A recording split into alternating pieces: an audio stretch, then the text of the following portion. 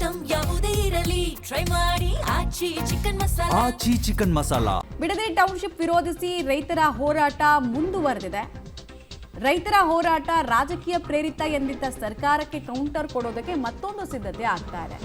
July 23ನೇ ತಾರೀಕು ನಿವೃತ್ತ supreme ಜಡ್ಜ್ನಿಂದ ಅವರ ನೇತೃತ್ವದಲ್ಲಿ ಪಬ್ಲಿಕ್ ಹಿಯರಿಂಗ್ ಅನ್ನು ಹಮ್ಮಿಕೊಳ್ಳಲಾಗಿದೆ. ಸಾರ್ವಜನಿಕ ವಿಚಾರಣೆ ನಿವೃತ್ತ ನ್ಯಾಯಾಧೀಶ ವಿ ಗೋಪಾಲ್ ಗೌಡ ಅವರ ಕಡೆಯಿಂದ ಆಗುತ್ತಿದ್ದು, ರೈತರಿಂದ ಅಹವಾಲು ಸ್ವೀಕಾರ ಮಾಡಿ ಯೋಜನೆ ಬಗ್ಗೆ ಅಭಿಪ್ರಾಯವನ್ನು ಸಂಗ್ರಹಿಸಿ ಬೈರಮಂಗಲ ಗ್ರಾಮದ ರೈತರ ದಾಖಲೆ ಆಕ್ಷೇಪವನ್ನು ಸ್ವೀಕರಿಸಿ ಒಂದು ರಿಪೋರ್ಟ್ ಅನ್ನು ರೆಡಿ ಮಾಡ್ತಾರೆ ಅಂತ ಹೇಳಲಾಗ್ತಾ ಇದೆ. ಈ ರಿಪೋರ್ಟ್ ಕೊಡೋದು ಯಾರಿಗೆ? ರಾಜ್ಯ ಸರ್ಕಾರಕ್ಕ ಅಥವಾ ಕೇಂದ್ರ ಸರ್ಕಾರಕ್ಕ?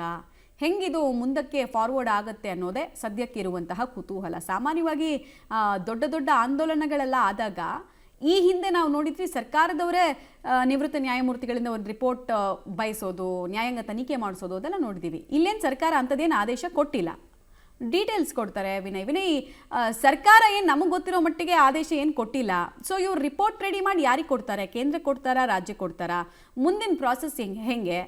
ಇವ್ರಿಗೆ ಏನಾದ್ರು ಮನವಿ ಮಾಡ್ಕೊಂಡಿದ್ರ JDSನವರು, ನೀವು ಬನ್ನಿ ಈ ರೀತಿ ಒಂದು ಪಬ್ಲಿಕ್ ಹಿಯರಿಂಗ್ ಅನ್ನು ಮಾಡಿ ಅಂತ? ಮಮತಾ, ಅಂದ್ರೆ ಈ ಒಂದು ರೈತರ ಹೋರಾಟ ಏನು ಕಳೆದ ಸುಮಾರು 495 ದಿನಗಳಿಗೂ ಮೇಲ್ಪಟ್ಟು ನಡೀತಾ ಇದೆ. ಇದರ ಪರವಾಗಿ ಸಾಕಷ್ಟು ಪರ ವಿರೋಧಗಳು ಕೂಡ ಕೇಳಿ ಬಂದಿದ್ವು. ಈ ಒಂದು ರೈತರ ಹೋರಾಟವನ್ನ JDS ಪ್ರಾಯೋಜಿತ ಅಂತ ಕೂಡ ಸಾಕಷ್ಟು ಕಾಂಗ್ರೆಸ್ ನಾಯಕರು ಕೂಡ ಟೀಕೆಯನ್ನ ಮಾಡಿದ್ದುಂಟು. ಹಾಗಾಗಿ ಸ್ವತಃ ರೈತರೇ ಈ ಒಂದು ನಿರ್ಧಾರಕ್ಕೆ ಬಂದಿರುವಂತದ್ದು. ಅಂದ್ರೆ ನಿವೃತ್ತ ಸುಪ್ರೀಂ ಕೋರ್ಟ್ ನ್ಯಾಯಾಧೀಶರು ಏನಿದ್ದಾರೆ ವಿ ಗೋಪಾಲ್ ಗೌಡ ಅವರ ನೇತೃತ್ವದಲ್ಲಿ ಒಂದು ಪಬ್ಲಿಕ್ ಹಿಯರಿಂಗ್ ಅನ್ನ ಮಾಡಬೇಕು ಅನ್ನೋ ಒಂದು ಲೆಕ್ಕಾಚಾರವನ್ನ ಇಟ್ಕೊಂಡು ಇದೀಗ ರೈತರೇ ಈ ಒಂದು ಪಬ್ಲಿಕ್ ಹಿಯರಿಂಗ್ ಒಂದು ಆಯೋಜನೆಯನ್ನ ಮಾಡಿದ್ದಾರೆ. ನಿವೃತ್ತ ನ್ಯಾಯಾಧೀಶರ ಬಳಿ ಮನವಿಯನ್ನ ಮಾಡಿ ನೀವೇ ಸ್ವತಃ ಬಂದು ರೈತರ ಮನವಿ ಆಕ್ಷೇಪಣೆಗಳನ್ನ ಸ್ವೀಕಾರ ಮಾಡಬೇಕು ಅನ್ನೋ ಒಂದು ಮನವಿಯನ್ನ ಮಾಡಿದ್ರು. ಇದಕ್ಕೆ ನಿವೃತ್ತ ನ್ಯಾಯಾಧೀಶರು ಕೂಡ ಒಪ್ಕೊಂಡಿರೋದ್ರಿಂದಾಗಿ ಈಗಾಗಲೇ ಜುಲೈ 23ಕ್ಕೂ ಕೂಡ ಈಗಾಗಲೇ ದಿನಾಂಕ ನಿಗದಿಯಾಗಿದೆ. ಬೈರಮಂಗಲ ಗ್ರಾಮದಲ್ಲೇ ಒಂದು ಸಾರ್ವಜನಿಕ ವಿಚಾರಣೆ ಕೂಡ ನಡೀತಾ ಇದೆ. ಏನು ಬಿಡದಿ ಟೌನ್ಶಿಪ್ ವಿಚಾರ ಏನಿದೆ, ಇದ್ರ ಬಗ್ಗೆ ಸಾಕಷ್ಟು ಪರ ವಿರೋಧ ಕೂಡ ಚರ್ಚೆ ಆಗ್ತಾ ಇದೆ.